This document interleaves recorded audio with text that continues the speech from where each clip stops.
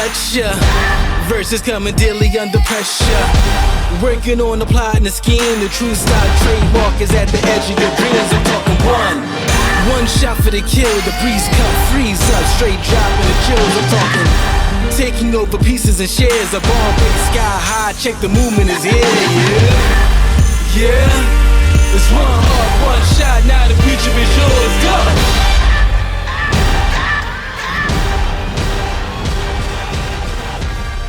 Turning dreams into reality. Alright guys, welcome to Orange Radio Studios. I'm Devon Orange, and I've created Deep Space. Hope that you watch the videos and that you enjoy them.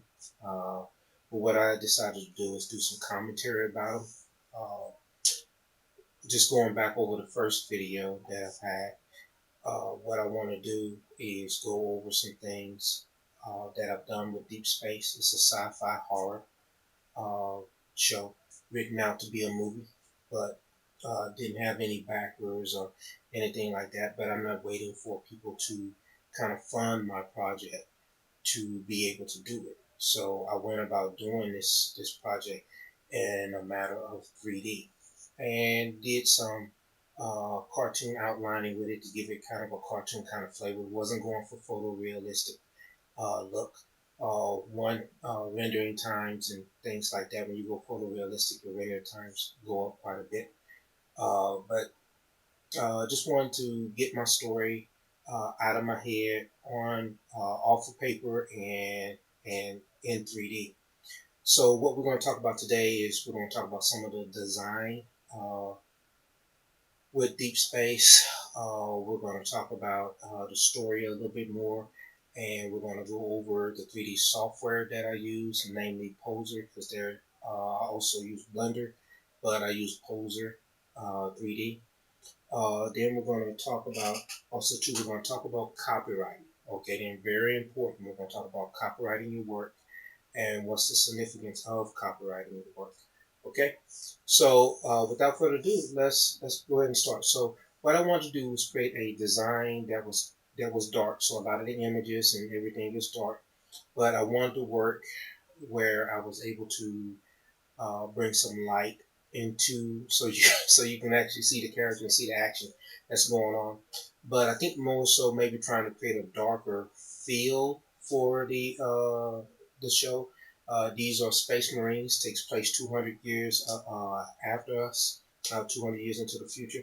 And these guys are going out into the universe and they are discovering planets and stuff like that. And they are on their way back from being deployed.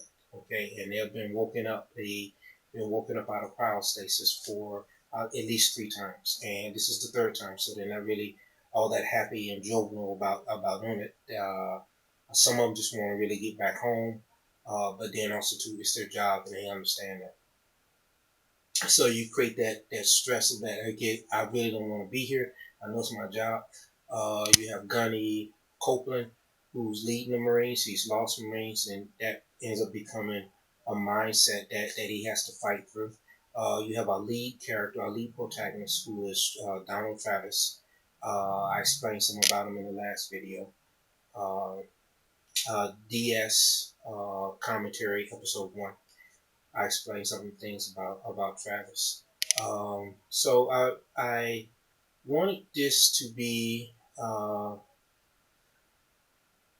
kind of a horror thing. There is a message in it that I do have, and we'll discuss that probably maybe at a later date, not necessarily right now. But the reason I created these videos is just to encourage you that you can start your work today. You don't have to wait to get to Hollywood. You don't have to wait till someone invests in you. You can invest in yourself, and you can get to work today. Okay, so one of the things that we'll do is that we'll bring up Deep Space episode 2, and we will go over it, let it play. One of the first things that you'll see is that so I created a character. His name is Davis, and Davis.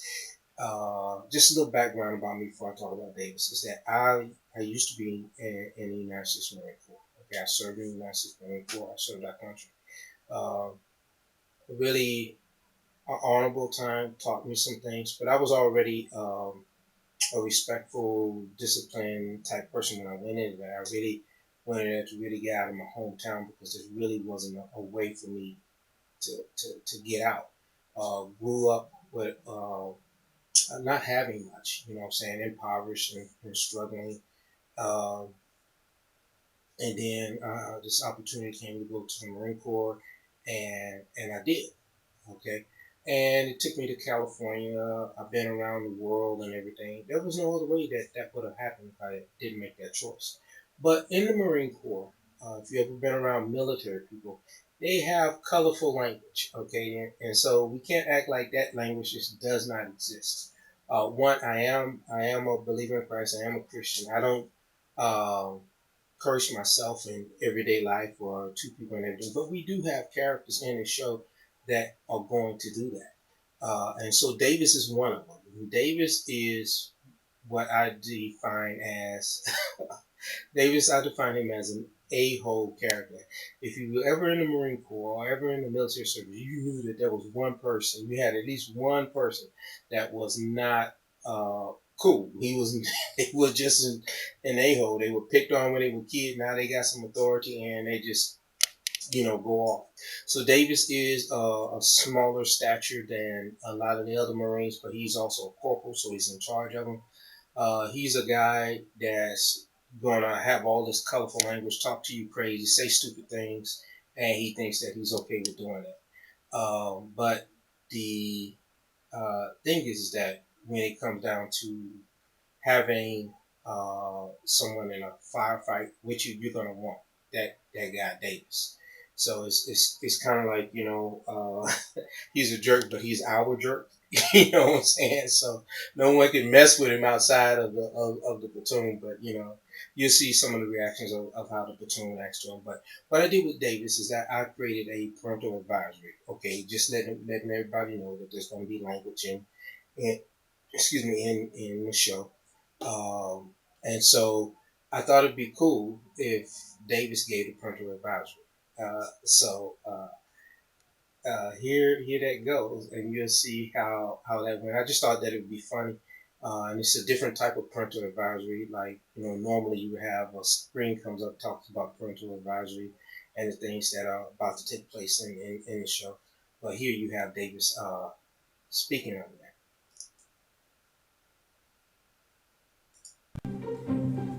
This is some bull. I'm a grown man. I can't cuss. What the mother? Well, get the kids to the other room. I got to say what I'm gonna say. Parental advisory, mother suckers. So when you are creating your show, you can do basically whatever you want to do. Uh, you can have clever stuff like that. You know what I'm saying? You can have a character come out and do the parental advisory. Who says that you can't? You know what I'm saying? So I encourage you to kind of think out the box. Times are changing. How we create movies, how we create media and everything. All of those things are changing. So take advantage of that. You know what I'm saying? Think about clever ways to do that and just introducing that. And that's actually funny. You know what I'm saying? He actually is funny. But I can't cuss. You know what I'm saying? And you beep him, you bleep him, and everything. And I got like 4 different parental advisories that you're gonna see through the course of making Deep Space. And what I'm gonna do is I'm gonna put them in the front of like things that when there's heavy violence, Davis will come out and he'll do a parental advisory about that. You know what I'm saying? Uh, so and it kind of preps you for what's going to happen. And everything. And I know some people will say, well, you can make it without all that, but you know, um, I thoroughly believe that Um, I like action. I like fighting. I like shoot. I'm a Christian and I enjoy the John Wick movies. I will talk probably at a later date how those movies actually really resonate with me, especially the first one. But we have darkness all around us and we have light all around us. And so I think that to just say that it's like, good isn't true. But also too, on the other hand, if you're saying it's dark, that isn't true either. There are some very good things in our world, and there's some very bad things in our world.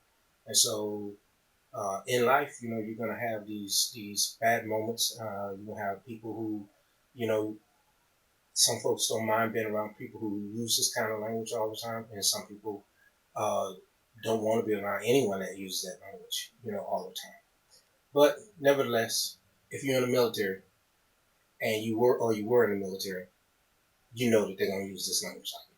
Okay, so here we go.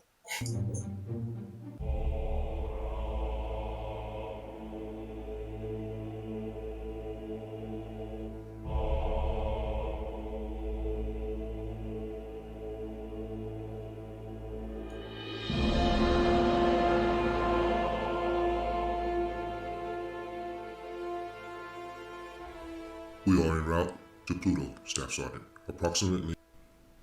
Thank you, but I was speaking more to myself than you, Ark. Warm room to 70 degrees and initiate squad awakening sequence. Ark, awake Corporals Vasquez and Davis and send them. So the whole show is gonna be uh, kind of played in shadows. So what I did my best is to try to light them in a way to where, okay, it's dark. I wanted the ship. I thought at some point to make the ship kind of really like futuristic, kind of like maybe kind of white walls and kind of futuristic like that, and holographic stuff. I decided to keep the holographic thing in, but then also to keep it this kind of rustic, kind of metal type look, kind of shrouded in shadow. The scenes get lighter once all the other Marines wake up and everything, but we're going to play on the shadows quite a bit. Uh, just in the future, the actual aliens actually kind of live in the shadows and things like that. But I did my best to uh, kind of light it in a way as best I could with the knowledge that I had. Could have been done better. I 100% believe that it could have. But this is what we did. To the personnel locker room. Morning, Staff Sergeant. And this is Corporal Vasquez and Davis. So Davis is a corporal and Vasquez is a corporal. And they are underneath currently Staff Sergeant Copeland, who will soon be a gunnery sergeant. Are we home, Staff Sergeant? Or is this one of them uneventful detours the UFA likes to send us on? I'm afraid it's the latter, Vasquez. Oh man, I just want to go home this time. I'm sure that's how all of us feel, but we signed on for this. The troops will be up in a few minutes, Staff Sergeant. What would you like us to do? Get them dressed and in the briefing room on level 2 in 45 minutes. And Vasquez, as soon as Lance Corporal Travis is dressed, bring him along with you and Davis. I'll be in the command center. So you see, Copeland is bigger than the rest of the Marines, and so with Poser, you're able to adjust the size of your characters and get these characters, add hair to them and things like that. So I got the whole background. I didn't model any of this. I got all of these things um, from websites like Dash Studio, Renderosity, and maybe some other sites like that. So I want to encourage you to go out and grab those things. You may not be a modeler, and that's fine, but you can tell your story today, even if it's a detective story. You can go into like film noir if you want to create 1945 detective story. You could do that. You know what I'm saying? You can create sci-fi, supernatural, uh, fantasy stuff, steampunk stuff. You can create that. So don't be afraid to write your story, and don't be afraid to go forth and grab a 3D program to bring it to life, because you never know where it may lead for you. But you can see that in this scene, I have a light that shines behind Travis and Davis, and it's shining on their back. Uh, Copeland is in light. There's a light above his head. So just I tried to light the scene to where you can see everything, but then it still depicts that there's some darkness going on. I could have added something in the post work. I could have added a vigilette around the edges to center your attention more so on them and take away from the background some. But it still works.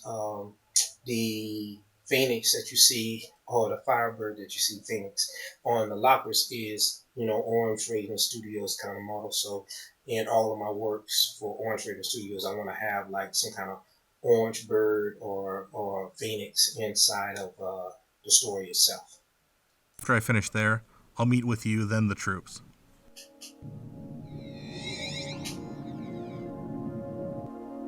Put the weapon down! I'm telling you, son, put the weapon down!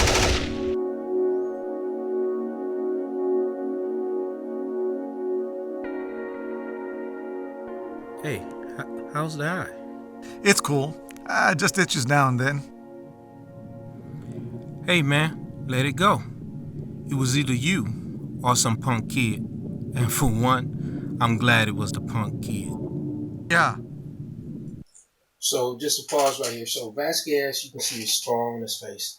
Vasquez, they were sent to get this colony back in line. It's not something that the Marines actually love to do, but they work for the UAF or the UFA, and it's orders, so they did this. So a kid, and Vasquez has children.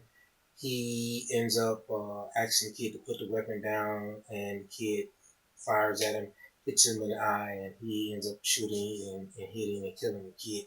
And you can see that it weighs on his mind about that, him having a child himself. Uh, Here is where the snap of his neck. I wanted to be kind of like a shock when he put his hand on him. I probably could have did that a little bit better. Probably could have put some more but like when could have put some like this is when he snaps and he looks at Davis after Davis puts his hand on his shoulder. Could have put some more surprise in his eyes and surprise in his face. With when Davis breaking from his train of thought. What I did with the right here the flashbacks, I decided to make the flashbacks kind of blue, and there's certain colors that I have that'll pop out, kind of draw your attention, like the blood. I wanted the blood to kind of draw your attention. Okay, that something bad has happened. So I made sure that the red could be seen. But the whole flashback sequence is this blue kind of hazy look to let you know that okay, this isn't happening right now. This is something that did happen, and it's a flashback sequence. And I hope that people caught that. But let's continue.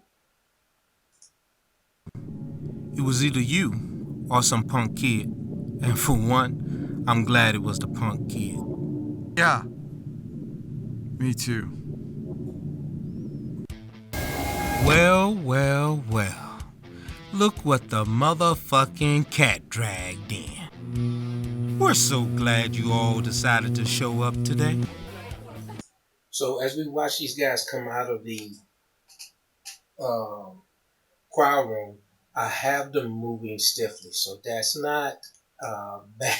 So hopefully people don't think that that's just bad animation. But no, I wanted to move a little stiff because they've been frozen for a few weeks now. Not actually frozen, but they've been in crowd sleep for a few weeks now. And so now you have them coming out and they're moving a little gingerly, and you see Stone back here is moving along with Alvarez and some of the others. They all are moving just a little stiffly, you know what I'm saying, because they're waking up. And here you see Vasquez counting down for Davis, who is Aw, you You want a blankie? Well, I don't fucking think so. Get your shit together. Let's go, Marines.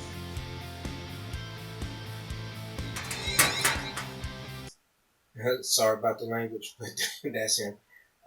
If it bothers anybody, I apologize. Man, there he goes again with all the Halloween. Aw, he's just like my grandpa's old hound dog back home. Whole lot of barking going on about nothing at all. Can somebody please get the heat on in here? And so here, I kind of wanted to pick up with the holographic thing. So there's holographic sensors all over the ship. These guys are used to interacting with the holographic technology. And this is a holographic thermostat. And this character is Stone. She's a female character. She is like a scientist, closest thing that they have to a doctor.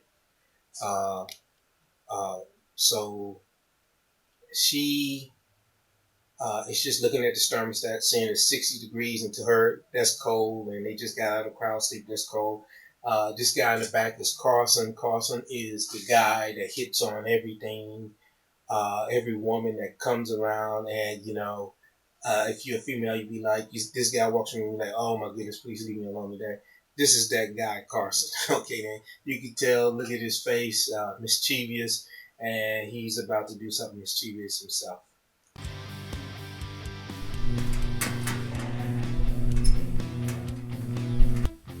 I can warm you up. And so Stone isn't very happy with him, and I believe that I caught that look that she has, that she's not happy with his advances and everything.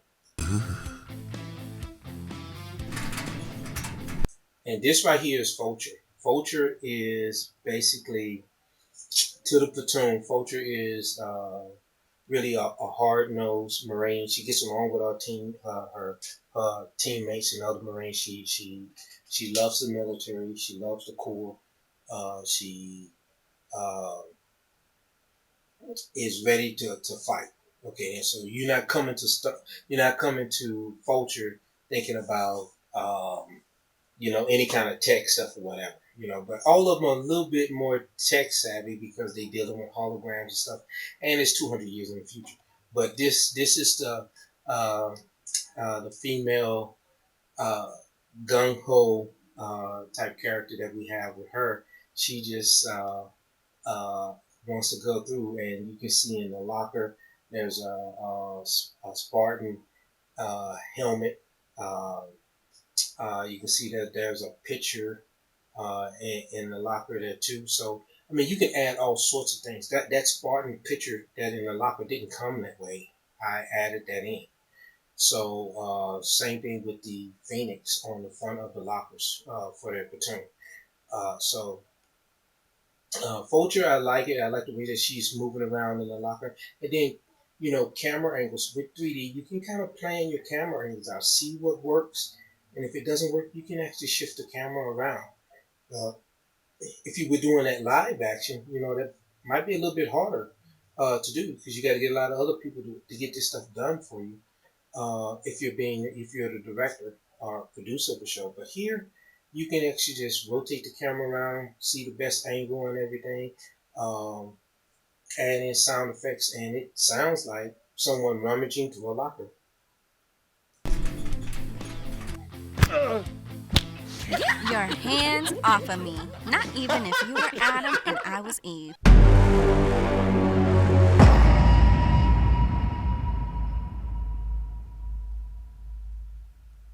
Okay, so I decided to end every episode kind of on a cliffhanger like that, where you hear that boom, and that signals that the episode is over, and the colors of the episode kind of change. So I want to end every episode like that to give you a feeling to let you know that, hey, this episode is over, and then try to end every episode on a cliffhanger.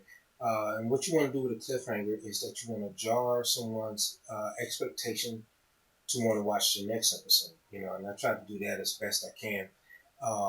But actually, the first couple of episodes I have is just, kind of building up to where they're figuring out what's going on at this space station that they have to go check out. Okay. But other than that, I mean, I thought that that was a pretty good episode. One of the things too is that you're going to get neat sound effects for 3D. You're going to need music for 3D, and I'm not paid for this or anything, but Artlist is a great site for a lot of those things. I get a lot of free music. I found a lot of music that I really like, that really fit with the Deep Space Project, and I drop it in, and man, it really changes the tone. So be wise in the music that you pick. That could be helpful for you. But I thought that I mean, of course, there's a lot of work that could be done. A lot of smoothness of the animation could be worked out. But I mean, I did the best thing that I could with I have. So I wrote a script, planned out the shots, and then now end up you know, making the shots and starting it. And that was exciting for me to be able to take my story that I had in my head, put it down and write it, and then actually now see these characters moving around, characters that I created. All right, so we'll go into the next part here.